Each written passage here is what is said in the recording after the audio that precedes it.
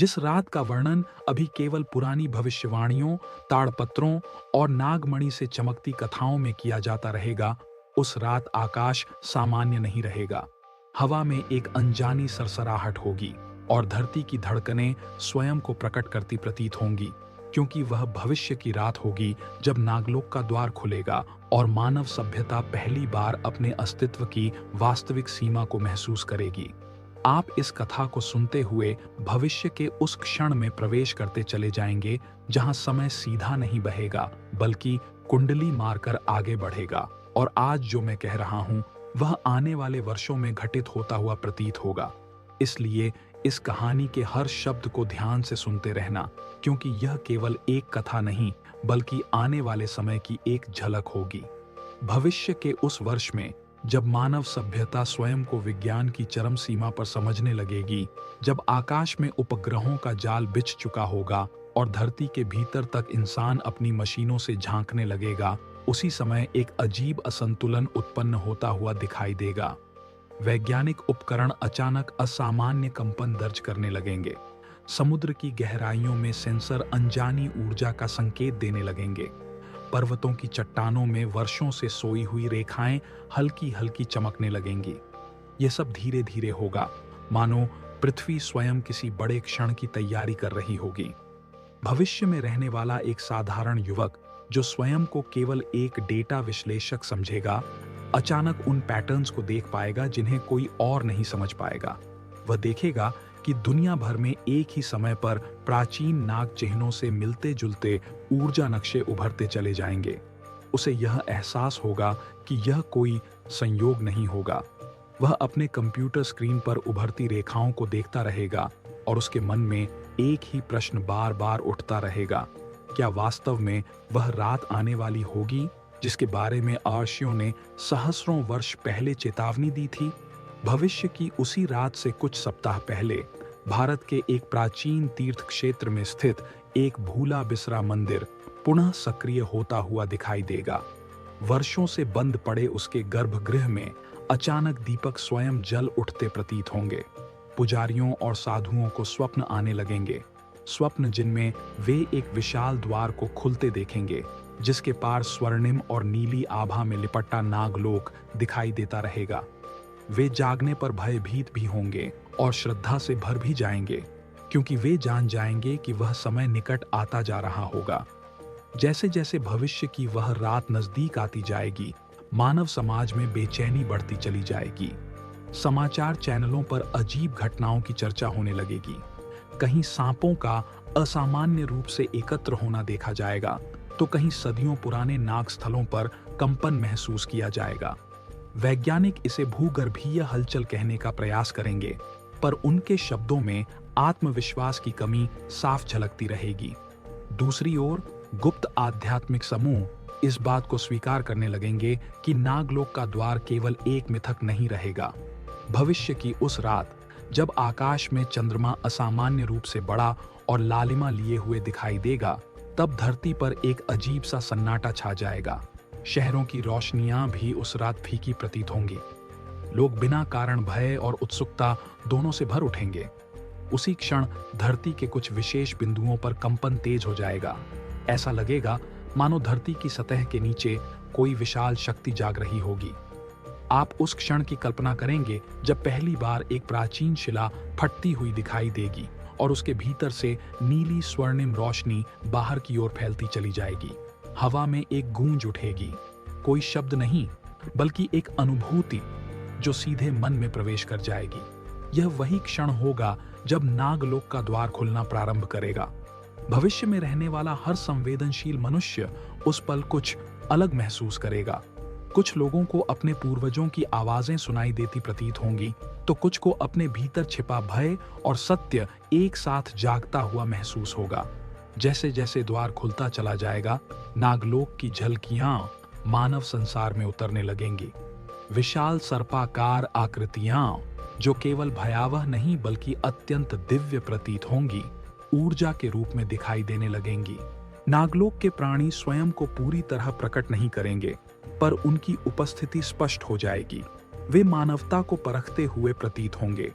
ऐसा लगेगा मानो वे यह निर्णय लेने आए हों कि क्या मानव सभ्यता इस ज्ञान और शक्ति के योग्य होगी या नहीं। उसी समय दुनिया भर में तकनीकी प्रणालियां अस्थिर होने लगेंगी। उपग्रह असामान्य संकेत भेजेंगे, घड़ियां समय खो देंगी और इंसान पहली बार समझ पाएगा कि उसका विज्ञान हर प्रश्न का उत्तर नहीं दे पाएगा। भविष्य की उस रात भय और श्रद्धा एक साथ मानव हृदय में प्रवेश करेंगे। कुछ लोग घुटनों पर झुक जाएंगे तो कुछ इस घटना को नकारने का प्रयास करेंगे, पर नागलोक का द्वार खुलने की प्रक्रिया रुकेगी नहीं। प्राचीन ग्रंथों में वर्णित चेतावनियां एक एक करके सत्य होती चली जाएंगी।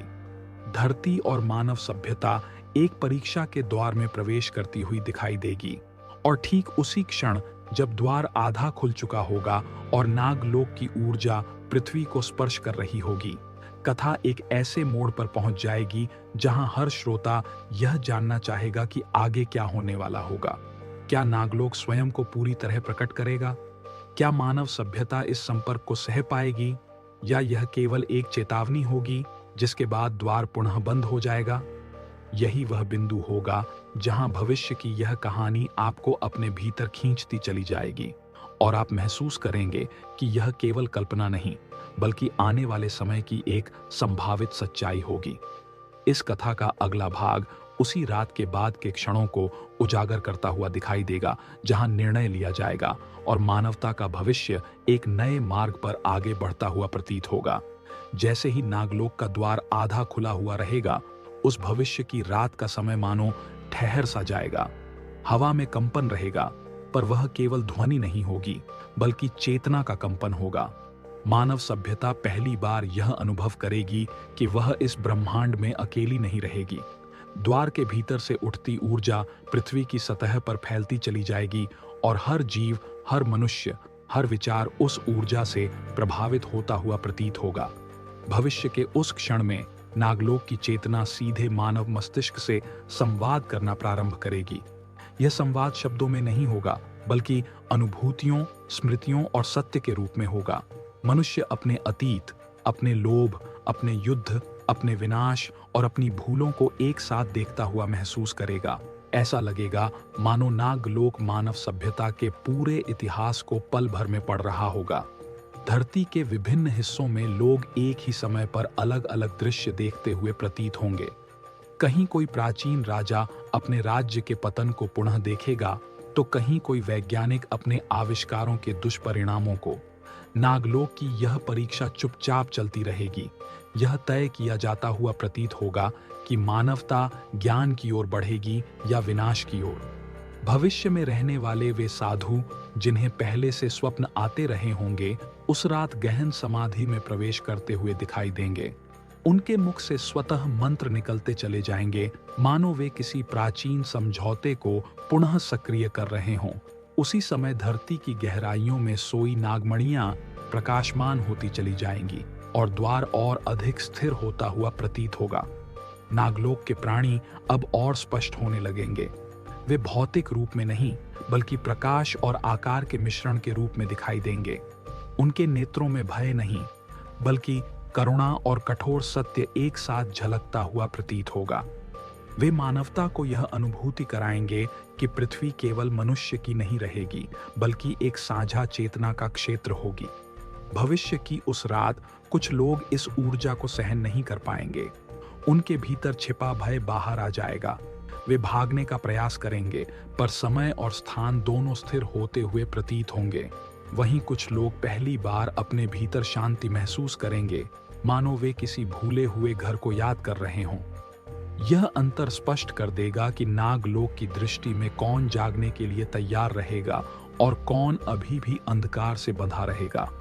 जैसे जैसे द्वार और अधिक खुलता चला जाएगा, पृथ्वी की प्रकृति भी बदलती हुई दिखाई देगी। नदियों का प्रवाह धीमा और गहरा होता हुआ प्रतीत होगा। पेड़ों की पत्तियां असामान्य रूप से चमकने लगेंगी। पशु बिना भय के एक दूसरे के समीप आते हुए दिखाई देंगे। यह सब संकेत देगा कि पृथ्वी स्वयं नागलोक की उपस्थिति को स्वीकार कर रही होगी। उसी भविष्य के क्षण में नागलोक का संदेश और स्पष्ट होता चला जाएगा। मानवता को यह बताया जाता हुआ प्रतीत होगा कि यह द्वार सदा के लिए नहीं खुल रहा होगा। यह केवल एक अवसर होगा, एक चेतावनी, एक आमंत्रण। यदि मानव सभ्यता संतुलन, करुणा और सत्य को अपनाने की दिशा में आगे बढ़ेगी, तो नागलोक का ज्ञान धीरे धीरे मानव संसार में प्रवाहित होता रहेगा। पर यदि विनाश और अहंकार जारी रहेगा, तो यह द्वार पुनः बंद हो जाएगा और अगली बार खुलने पर परिणाम कहीं अधिक कठोर होंगे। भविष्य की उस रात का अंतिम चरण और भी रहस्यमय होता चला जाएगा। द्वार से निकलती ऊर्जा अब सिमटने लगेगी। ऐसा प्रतीत होगा मानो कोई अंतिम निर्णय लिया जा चुका हो। नागलोक के प्राणी एक एक करके अदृश्य होते चले जाएंगे, पर उनकी उपस्थिति की छाप मानव चेतना पर स्थायी रूप से अंकित हो जाएगी। धीरे धीरे समय फिर से बहना शुरू करेगा। घड़ियां चलने लगेंगी। तकनीकी प्रणालियां स्वयं को पुनः संतुलित करती हुई दिखाई देंगी। लोग एक दूसरे को देखेंगे और समझ जाएंगे कि उन्होंने कुछ ऐसा अनुभव किया होगा जिसे शब्दों में कभी पूरी तरह नहीं बताया जा सकेगा। भविष्य की उस रात के बाद मानव सभ्यता वैसी नहीं रहेगी जैसी वह पहले रही होगी। कुछ लोग इस घटना को नकारने का प्रयास करेंगे, इसे सामूहिक भ्रम कहेंगे, पर उनके भीतर भी कुछ बदल चुका होगा। कुछ लोग इसे ईश्वर का संकेत मानेंगे, कुछ इसे चेतना का उत्कर्ष कहेंगे, पर सत्य यह होगा कि नागलोक का द्वार खुल चुका होगा और भले ही वह पुनः बंद हो गया हो, उसका प्रभाव सदा के लिए रह जाएगा।